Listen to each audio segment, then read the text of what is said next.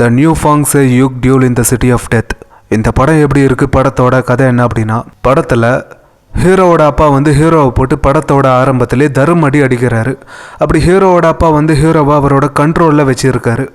அப்படி ஒரு சில நேரத்துக்கு அப்புறம் அவரை சரி போய் தொலை அப்படின்னு ஹீரோவை விடும்போது, ஹீரோ அந்த ஊரை சும்மா சுற்றிட்டு வரும்போது அங்கே ஒரு ஆள் வித்தை காட்டுறான்.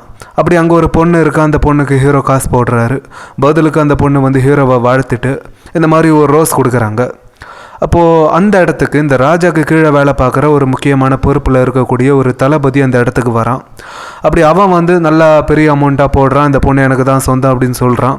இப்போ ஹீரோவுக்கு கோபம் வந்து அந்த தளபதியை போட்டு பயங்கரமாக அடித்து அந்த பொண்ணை கூட்டிக்கிட்டு அந்த ஊரை விட்டு ஒரு வேறு இடத்துக்கு வந்து ஒரு துணி கடையை வச்சு இவங்க ரெண்டு பேரும் அவங்களோட வாழ்க்கையை ஓட்டிக்கிறாங்க.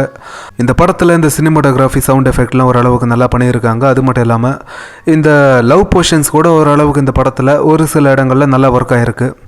அது மட்டும் இல்லாமல் இந்த ஸ்க்ரீன் பிளேயில் ஒரு சில எலிமெண்ட்ஸ் எல்லாம் கொஞ்சம் இன்ட்ரெஸ்டிங்கான எலிமெண்ட்ஸ் எல்லாம் ஆட் பண்ணி காமிச்சிருந்தா அது பார்க்க நல்லா இருந்திருக்கும். ஆனால் இவங்க அதை பண்ணலை. இப்போ இந்த படம் எப்படி இருக்குன்னா, எப்பவும் போல் வழக்கம் போல் இந்த சைனீஸ் கமர்ஷியல் மூவிஸ் எல்லாம் எப்படி இருக்குமோ அந்த மாதிரியான ஒரு படமாக தான் இருக்குது. ஸ்டோரி வந்து பெருசாக எதுவும் புதுசாலாம் எதுவும் ட்ரை பண்ணலை, புது விஷயங்களும் இந்த படத்தில் இல்லை. எல்லாம் சைனீஸ் படங்களில் இந்த கமர்ஷியல் படங்கள்லாம் எப்படி இருக்குமோ அந்த மாதிரியான ஒரு படம் தான்.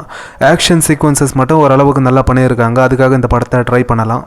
உங்களுக்கு இந்த ஸ்டோரிலாம் எனக்கு தேவையில்லை, இந்த லவ் போர்ஷன்ஸ் எல்லாம் கூட எனக்கு தேவையில்லை அப்படின்னு நினச்சி இந்த ஆக்ஷன் சீக்வன்சஸ் மட்டும் இருந்தால் போதும் அப்படின்னு நினைக்கக்கூடிய ஆளுங்க அப்படின்னா இந்த படத்தை கண்டிப்பாக ட்ரை பண்ணி பாருங்கள், உங்களுக்கு கண்டிப்பாக செட் ஆகும்.